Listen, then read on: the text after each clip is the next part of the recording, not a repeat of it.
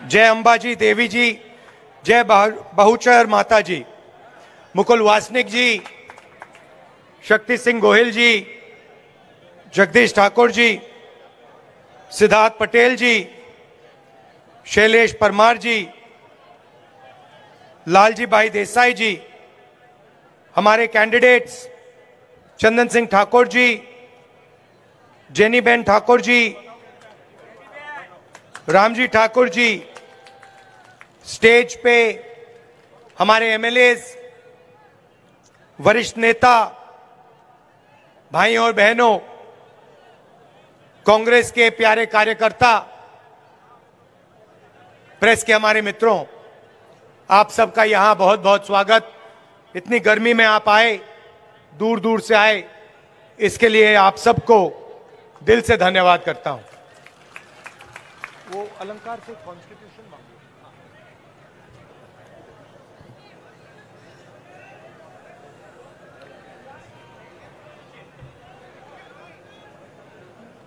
हमारे सामने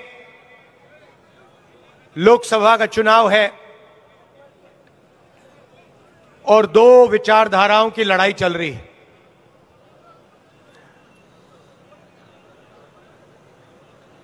सवाल यह है कि हिंदुस्तान का लोकतंत्र और संविधान बचेगा या नहीं बचेगा। बीजेपी के, आरएसएस के लोग चाहते हैं कि संविधान खत्म हो जाए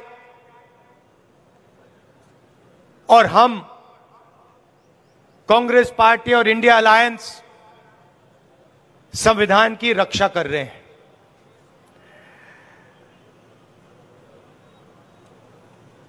जो भी हमें आजादी के बाद मिला, चाहे शिक्षा, स्वास्थ्य, डेवलपमेंट, पानी, जो भी हिंदुस्तान की गरीब जनता को मिला है, उसका कारण, उसकी नींव संविधान है, कॉन्स्टिट्यूशन है। और आज पहली बार बीजेपी के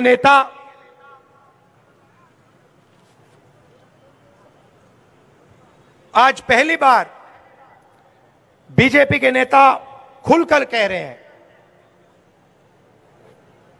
कि अगर हम चुनाव जीते तो हम इस संविधान को, कॉन्स्टिट्यूशन को बदल देंगे, फाड़ के फेंक देंगे, खत्म कर देंगे। भाई और बहनों,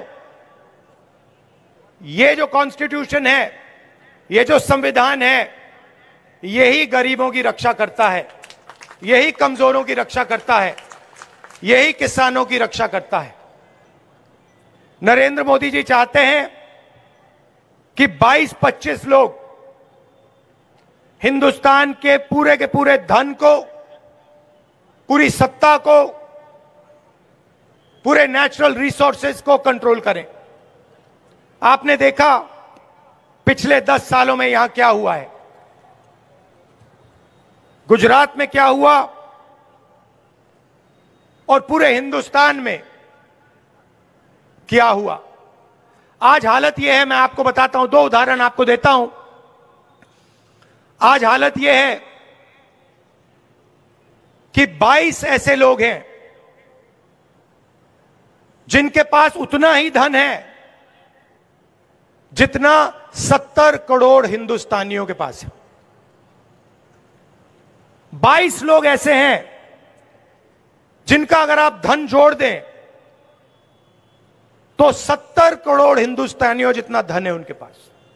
नाम आप जानते हो, गुजरात में ही ये शुरू हुआ था। अदानी, अंबानी, ये नाम है। 20-25 लोग हैं। किसानों का नरेंद्र मोदी जी ने कर्जा माफ नहीं किया, मगर इन 22-25 लोगों का नरेंद्र मोदी जी ने 16 लाख करोड़ रुपया कर्जा माफ किया है।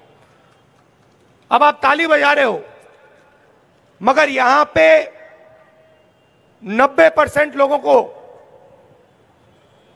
यह नहीं पता होगा कि 16 लाख करोड़ कितना होता है। आम आदमी को मालूम ही नहीं। अगर आपने अदानी से कहा देखो भैया 16 लाख करोड़ कितना होता है, 2 मिनट में बता देगा। मगर इतना बड़ा नंबर है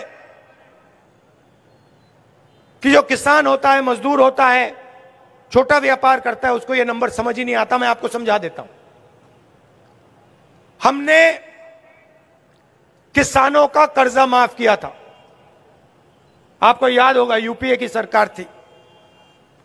अगर आप 25 बार हिंदुस्तान के किसानों का कर्जा माफ करो, मतलब 25 साल के लिए हर साल माफ करो, तब 16 लाख करोड़ रुपए बनता है। और 22 लोगों का, भाइयों और बहनों, 22 लोगों का इन्होंने 16 लाख करोड़ रुपया, 24 साल का मनरेगा का पैसा,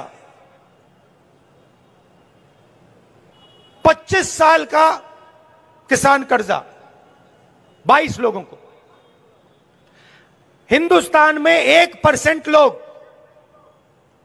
40% धन कंट्रोल करते हैं। यह सच्चाई है देश की। और फिर नरेंद्र मोदी जी, बीजेपी के लोग कहते हैं हम आरक्षण को खत्म कर देंगे। जहां भी कमजोर लोगों को थोड़ा सा फायदा मिलता है, किसानों को थोड़ा सा फायदा मिलता है, मजदूरों को, छोटे व्यापारियों को थोड़ा सा फायदा मिलता है, वहां ये लोग, उनका ध्यान चला जाता है, उसको बंद करने की कोशिश करते हैं।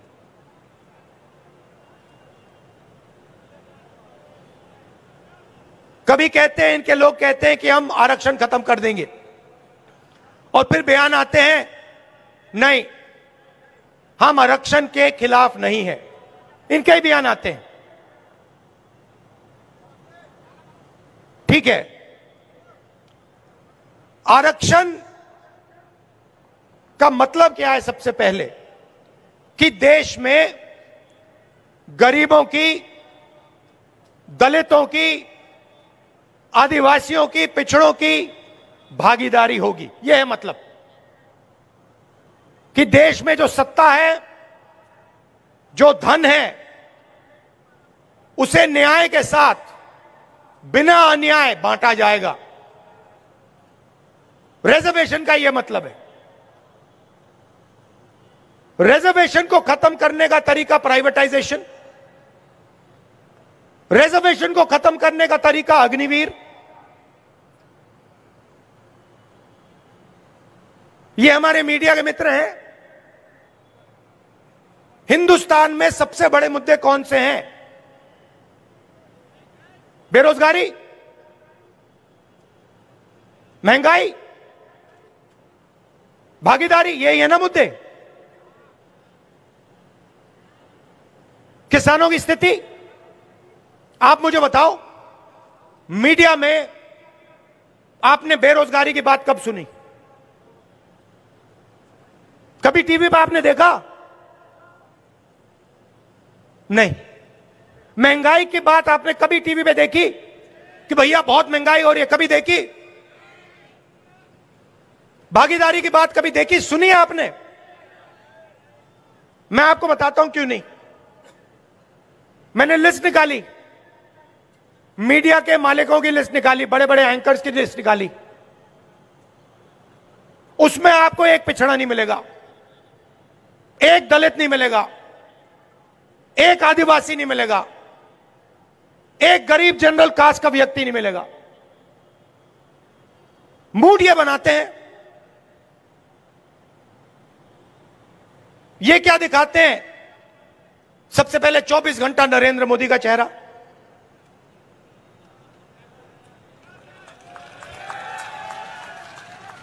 आप देख लो, या नरेंद्र मोदी जी का चेहरा दिखेगा या फिर इन अरबपतियों की शादियां दिखेंगी या फिर बॉलीवुड स्टार्स दिखेंगे, मगर आपको किसान कभी नहीं दिख सकता। बेरोजगार युवा आपको टीवी पे, मीडिया पे कभी नहीं दिख सकता। मगर यह देश की सच्चाई है। छोटे व्यापारियों को खत्म कर दिया, स्मॉल मीडियम बिजनेस को खत्म कर दिया, नोटबंदी की, गलत जीएसटी लागू की। आज सच्चाई है कि इस देश में युवाओं को रोजगार नहीं मिल सकता। 45 साल से सबसे ज्यादा बेरोजगारी हिंदुस्तान में आज है, यह सच्चाई है। मगर यह मीडिया में आपको कभी नहीं दिख सकती। ठीक है, तो मीडिया में आपकी भागीदारी नहीं है तो कहां है? आपकी आबादी 90% है, 15% देश में दलित हैं, कम से कम 50% पिछड़ा वर्ग है, 8% आदिवासी हैं, 5% गरीब जनरल कास्ट के लोग हैं। हिंदुस्तान की 200 सबसे बड़ी कंपनियों की लिस्ट निकालिए, उनकी सीनियर मैनेजमेंट की लिस्ट निकालिए। वही है अदानी, अंबानी, टाटा, बिरला, यही हैं। और मुझे दिखा दो इन कंपनियों में 200 नाम हैं, इनके मालिकों में मुझे एक पिछड़ा नाम दिखा दो, एक दलित नाम दिखा दो, एक आदिवासी दिखा दो, एक गरीब जनरल कास्ट का दिखा दो। नहीं मिल सकता, है ही नहीं। हिंदुस्तान का 90% पॉपुलेशन ना आपको मीडिया में मिलेगा, ना आपको कॉर्पोरेट इंडिया में मिलेगा। प्राइवेट यूनिवर्सिटी कॉलेजेस के मालिक निकालो, उधर आपको एक पिछड़ा नहीं मिलेगा, एक दलित नहीं मिलेगा, एक आदिवासी नहीं मिलेगा, एक गरीब जनरल कास्ट का नहीं मिलेगा। ठीक है, छोड़ो, आप कहोगे नहीं, हिंदुस्तान के पिछड़े लोग, दलित, आदिवासी, गरीब जनरल कास्ट के लोग कहेंगे नहीं भैया हमें मीडिया में अपना आदमी नहीं चाहिए, हमें कॉर्पोरेट इंडिया में भी नहीं चाहिए, सरकार में तो चाहिए होगा आपको। सरकार कौन चलाता है? 90 लोग चलाते हैं, दिल्ली की सरकार। मोदी जी साइन करते हैं, 90 लोग आईएएस अफसर हिंदुस्तान की सरकार चलाते हैं। बजट का हर रुपया वो बांटते हैं। गुजरात में कितना पैसा आएगा, बुलेट ट्रेन में कितना जाएगा, अग्निवीर योजना होगी नहीं होगी, दलितों को, पिछड़ों को स्कॉलरशिप कितनी मिलेगी, सड़कें कितनी बनेंगी, कहां बनेंगी, कैसे बनेंगी, कितना पैसा इंफ्रास्ट्रक्चर में जाएगा, ये सारे के सारे निर्णय 90 आईएएस अफसर लेते हैं। मैंने इनके नाम निकाले, 90 में से 3 अफसर पिछड़े वर्ग के हैं और उनको पीछे बैठा रखा है, कोने में छोटा सा डिपार्टमेंट दे रखा है। फाइनेंस मिनिस्ट्री में आपको एक नहीं मिलेगा, बड़ी बड़ी मिनिस्ट्री में आपको एक नहीं मिलने वाला। पिछड़े 3 हैं, दलित 3 हैं, आदिवासी 1 है। और अगर आप हिंदुस्तान के बजट को देखें, अगर 100 रुपए खर्च होते बजट में, 6 रुपए 10 पैसे ओबीसी, दलित और आदिवासी अफसर तय करते हैं। आपकी भागीदारी 90%, सॉरी, आपकी आबादी 90%, आपकी भागीदारी 100 में से 6 रुपए 10 पैसे। तो मेरा सवाल है, हिंदुस्तान की जो 90% आबादी है, वो ना बिजनेस में है, ना मीडिया में है, ना प्राइवेट अस्पताल चलाते हैं, ना प्राइवेट कॉलेज यूनिवर्सिटी चलाते हैं, ना सरकार में है, तो कहां है? मैं बताता हूं आपको, किसान हैं, मजदूर हैं, बेरोजगार युवा हैं और छोटे छोटे बिजनेस चलाते हैं। अब जीएसटी कौन देता है? यह आपने शर्ट पहनी हुई है नीली, कितने की खरीदी आपने? हां, आपसे पूछ रहा हूं भैया, कितने की शर्ट खरीदी आपने? हां, आप कितने की? 1000 रुपए की आपने शर्ट खरीदी। अगर यही शर्ट अदानी खरीदता, अगर यही शर्ट अदानी खरीदता, वो 1000 रुपए की खरीदता? जितनी जीएसटी आपने दी उतनी जीएसटी वो दे रहा है। जितनी जीएसटी हिंदुस्तान का सबसे गरीब किसान शर्ट के लिए, पैंट के लिए, टूथपेस्ट के लिए देता है, उतनी ही जीएसटी अदानी देता है। किसान की आमदनी हजारों रुपए में और उसकी हजारों करोड़ों रुपए में, और जीएसटी एक जैसी। तो जीएसटी कौन देता है? 90% देते हैं। गरीब जनरल कास्ट के देते हैं, दलित देते हैं, आदिवासी देते हैं, पिछड़े लोग देते हैं, ये लोग देते हैं। और सवाल उठता है जीएसटी जाता कहां है? सीधा उन्हीं 22 लोगों के जेब में जाता है। 16 लाख करोड़ रुपए जो माफ किया ना, आपने कभी अपने आप से पूछा कहां से आया? ये आसमान से नहीं टपका, ये आपकी जेब में से आया है। आप पेट्रोल भरते हो, आपके जेब से पैसा निकलता है। आप गाड़ी खरीदते हो, जीएसटी पैसा निकलता है। आप शर्ट खरीदते हो, जीएसटी से पैसा निकलता है। आप खाना खाते हो, जीएसटी से पैसा निकलता है। किसान 24 घंटा काम करता है, वो जीएसटी देता है। तो मेरा आपसे सवाल है, अगर हिंदुस्तान के 20-25 अरबपतियों का कर्जा माफ हो सकता है तो किसान का क्यों नहीं हो रहा?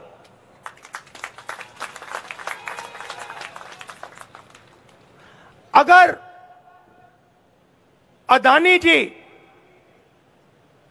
को देश का पूरा इंफ्रास्ट्रक्चर पकड़ाया जा सकता है, जमीन दी जा सकती है, जल, जंगल, airport, port, solar power, wind power, सारा का सारा उनको दिया जा सकता है, तो किसान को, मजदूर को, बेरोजगार युवा को क्यों नहीं दिया जा सकता? उसमें ऐसा क्या है जो हमारे किसानों में नहीं है? उसमें क्या है जो हमारे मजदूरों में नहीं है? एक ही चीज है भाइयों और बहनों, नरेंद्र मोदी जी से दोस्ती है। बस वही एक चीज है। और ऐसा है कि लॉटरी खुल गई है। जो भी दिल में आता है, एनडीटीवी अच्छा लगा, उठा के ले गए। ये देखो रिपोर्टर हंस रहा है, इनकी गलती नहीं है। मैंने इनको इसलिए बोला, मीडिया के हमारे मित्र हैं, मगर इनको बांध के रखा हुआ है। ये जो दिल में है बोल नहीं सकते, नहीं तो इनको निकाल दिया जाएगा, फिर मतलब सैलरी नहीं मिलेगी, प्रॉब्लम हो जाएगी। देखो सिर हिला रहे हैं ये लोग, कह रहे हैं हाँ जी सही बोल रहा है। और जहां भी देखो दो हिंदुस्तान बन रहे हैं। आपने राम मंदिर का इनॉग्रेशन देखा, धूमधाम से हुआ। उधर आपने एक गरीब किसान को देखा? आपको एक मजदूर दिखा? राष्ट्रपति आदिवासी हैं, पार्लियामेंट का उद्घाटन होता है, राम मंदिर का उद्घाटन होता है, वो हेड ऑफ स्टेट है, मतलब प्रोटोकॉल में सबसे ऊंची हैं, उनको जाने तक नहीं दिया। शर्म की बात है, अंदर जाने तक नहीं दिया राष्ट्रपति को। क्यों? क्योंकि वो आदिवासी हैं। तो पूरा ड्रामा चल रहा है, उधर बॉलीवुड के लोग नाच रहे हैं, नरेंद्र मोदी जी का 24 घंटा भाषण चल रहा है, और अदानी जी के पैसे बन रहे हैं। तो सवाल उठता है कि कांग्रेस पार्टी का रिस्पांस क्या है। आप कहोगे राहुल गांधी ने बात तो समझा दी, मगर अब क्या? तो सबसे पहले यह पता लगाना है कि इस देश में किसकी कितनी आबादी है, पिछड़े वर्ग के कितने हैं, दलित वर्ग के कितने हैं, आदिवासी कितने हैं, गरीब जनरल कास्ट के कितने लोग हैं, और फिर इनकी कितनी भागीदारी है। फाइनेंशियल और हिंदुस्तान की संस्थाओं का, इंस्टीट्यूशंस का सर्वे मीडिया में कितने हैं, सरकार में कितने हैं, प्राइवेट कॉलेजेस यूनिवर्सिटीज में कितने हैं, कहां कहां है और इनकी कितनी भागीदारी है। मतलब जाति जनगणना और इकोनॉमिक सर्वे, यह पहला काम होगा। इसके बाद हिंदुस्तान की आबादी को पता लग जाएगा कि हम कितने हैं और हमारे हाथ कितना धन आ रहा है और कौन सी संस्थाओं में हमारे लोग हैं। ये जो मैंने आपको 50% बात बोली पिछड़ों की, यह अंदाजा है, यह एक्चुअली किसी को मालूम नहीं है, यह अंदाजा है। जाति जनगणना के बाद दूध का दूध पानी का पानी हो जाएगा, सबको पता लग जाएगा। पहला काम यह है। दूसरा काम, अगर नरेंद्र मोदी जी 16 लाख करोड़ रुपए माफ कर सकते हैं, सबसे अमीर लोगों को पैसा दे सकते हैं, धन दे सकते हैं, तो हम भी कर सकते हैं। हम वो अरबपति बनाते हैं, 22-25 अरबपति बनाए, हम करोड़ों लाखपति बनाने जा रहे हैं। मैं कह रहा हूं जितना पैसा उन्होंने अदानी जैसे लोगों को दिया है, उतना ही पैसा हम हिंदुस्तान के गरीब किसानों को, मजदूरों को, व्यापारियों को, छोटे व्यापारियों को हम देने जा रहे हैं। कैसे करेंगे मैं आपको बताने आया हूं। आप जानते हो कि 21वीं सदी में महिला और पुरुष दोनों काम करते हैं, मजदूरी करते हैं, जॉब करते हैं। सही बात? सही बात? यस। बाहर जो काम करते हैं 8 घंटा 10 घंटा, महिला और पुरुष दोनों करते हैं, उनके लिए उनको पैसा मिलता है, सैलरी मिलती है, कॉम्पनसेशन मिलता है। मगर सच्चाई है, और शायद ये पुरुषों को अच्छी ना लगे बात, सच्चाई है कि अगर आप 8 घंटा काम करते हो, 10 घंटा काम करते हो, तो हिंदुस्तान की महिलाएं 16 घंटे 18 घंटा काम करती हैं। और जो घर में काम करती हैं, खाना पकाती हैं, देश के भविष्य की देखभाल करती हैं, बच्चों की देखभाल करती हैं, उस 8-10 घंटे काम के लिए उनको 1 रुपया नहीं मिलता है और कभी नहीं मिला है। देखा, ये जो पुरुष हैं इन्होंने ताली इतनी जोरों से नहीं बजाई, इसको जोर से बजाइए, ये सच्चाई है, इसको छुपाया नहीं जा सकता है, ये हर घर जानता है। तो हम महालक्ष्मी योजना ला रहे हैं। अब ये महालक्ष्मी योजना क्या है मैं बता रहा हूं। हिंदुस्तान के सबसे गरीब परिवारों की लिस्ट बनेगी, करोड़ों नाम होंगे उसमें। उस लिस्ट में से हर परिवार में से एक महिला का नाम चुना जाएगा और उस महिला के बैंक अकाउंट में हिंदुस्तान की सरकार हर साल 1 लाख रुपए अंदर डाल देगी। हर महीने पहली तारीख को करोड़ों लोग जागेंगे, बैंक अकाउंट में 8,500 रुपए महीने के खटाखट खटाखट खटाखट खटाखट खटाखट आएंगे। ये किसान के परिवार होंगे, मजदूरों के परिवार होंगे, छोटे व्यापारियों के परिवार होंगे, बेरोजगार युवा होंगे। इन परिवारों में पैसा महिला के बैंक अकाउंट में जाएगा क्योंकि वो दुगना काम करती है। यह बात नहीं होगी कि आपको पैसा नहीं मिलेगा। मैं जानता हूं अंत में पैसा आपको भी मिलेगा, आप किसी ना किसी तरीके से निकाल लोगे, मगर उनकी बैंक अकाउंट में पैसा जाएगा। तो यह है पहला तरीका करोड़ों लाखपति बनाने का। और ये जो पैसा है ये उस दिन तक बैंक अकाउंट में जाएगा जब तक वो परिवार गरीबी रेखा से नहीं निकलेगा। ये टेम्पररी 1 महीने का काम नहीं है, ये उस दिन तक चलेगा जिस दिन तक वो परिवार गरीबी रेखा से बाहर नहीं निकलेगा। पहला काम। दूसरा काम,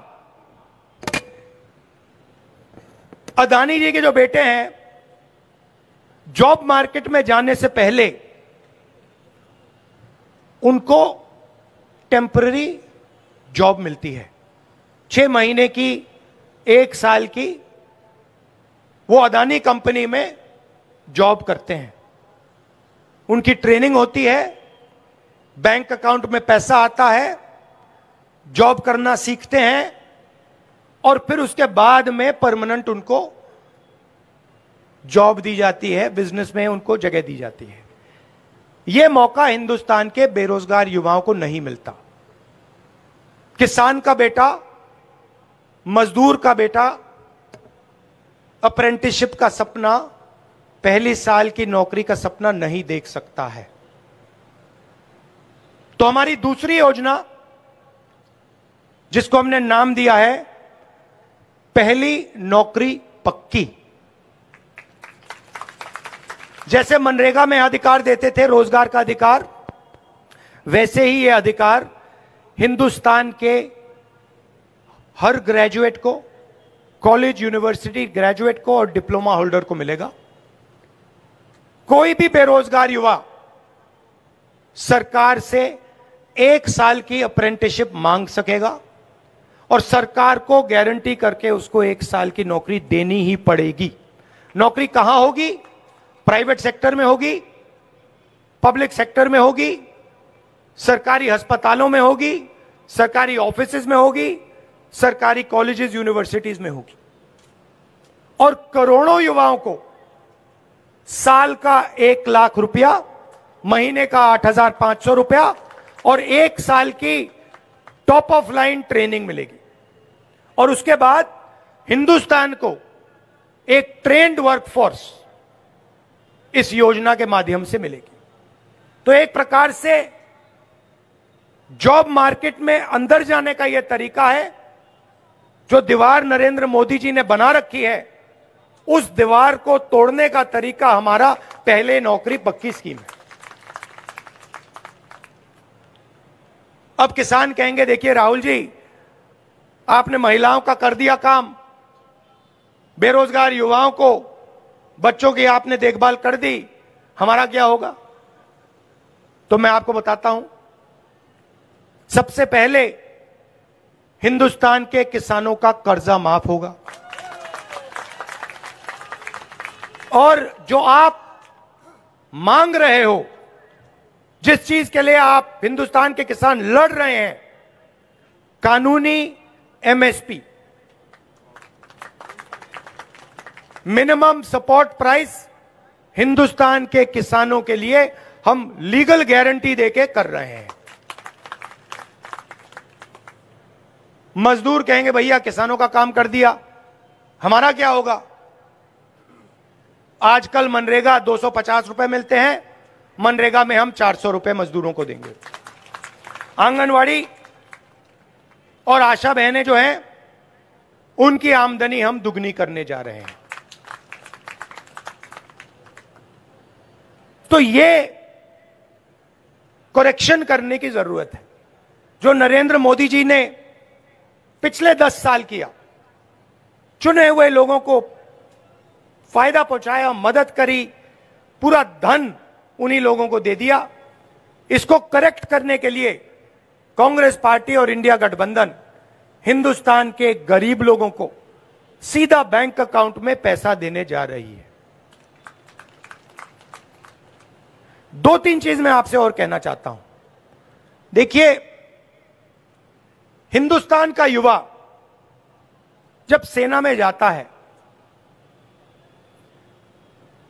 देशभक्ति की भावना से जाता है, बॉर्डर पे खड़ा होता है, देश की रक्षा करता है और जान भी देने के लिए तैयार होता है। मुझे लगता है और कांग्रेस पार्टी के नेताओं को लगता है कि अग्निवीर योजना हमारे जवानों पर अपमान है। इसीलिए हमने निर्णय ले लिया है कि दो तरीके के शहीद नहीं होंगे, एक ही शहीद होगा। सबको शहीद का दर्जा मिलेगा, सबको पेंशन मिलेगी, सबको कैंटीन मिलेगी, सबकी रक्षा होगी। जो गारंटी हिंदुस्तान की सेना सैनिकों को देती है, प्रोटेक्शन की जो गारंटी देती है, वो मिलनी चाहिए। इसलिए अग्निवीर स्कीम को हम रद्द कर देंगे, फाड़ के फेंक देंगे इसको। इसकी कोई जरूरत नहीं है। आर्मी ने यह स्कीम नहीं मांगी। यह स्कीम नरेंद्र मोदी जी के ऑफिस से आई है, पीएम ऑफिस से आई है, और यह स्कीम से देश का नुकसान हो रहा है, इसलिए इस स्कीम को हम रद्द कर देंगे। आखिरी बात, अगर देश में रोजगार पैदा करना है तो दो तीन चीजें करनी होंगी।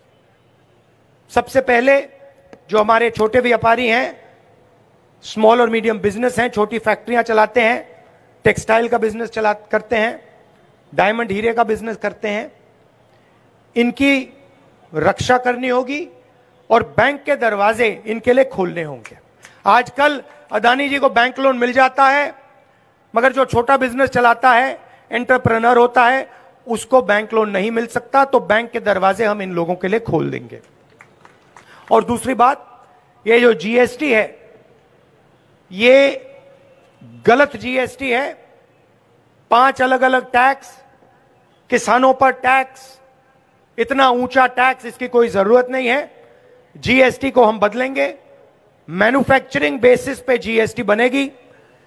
एक जीएसटी होगी, कम से कम टैक्स होगा, सिंपल जीएसटी होगी, इसमें कोई भ्रष्टाचार नहीं होगा। नई जीएसटी हम लागू करके आपको दिलवा देंगे। यह मैं आपसे कहना चाह रहा था। दिल से मैं आपका धन्यवाद करता हूं। और एक आखिरी बात, यहां जो भावनगर के जो महाराजा थे, उन्होंने जो देश के लिए किया, अपना राज जो उन्होंने देश को समर्पित किया, उनकी हम याद करते हैं और उनकी धन्यवाद करते हैं और उनका सम्मान करते हैं। बहुत बहुत धन्यवाद। नमस्कार, जय हिंद। आपे फास्ट बोलेली न्यूज यूट्यूब चैनल ने सब्सक्राइब ना કર્યું હોય તો સબસ્ક્રાઇબ કરી બેલ આઇકોન દબાવશો, જેથી આપણને નવા અપડેટ તથા ન્યૂઝના નોટિફિકેશન તુરંત જોવા મળી જશે। ધન્યવાદ।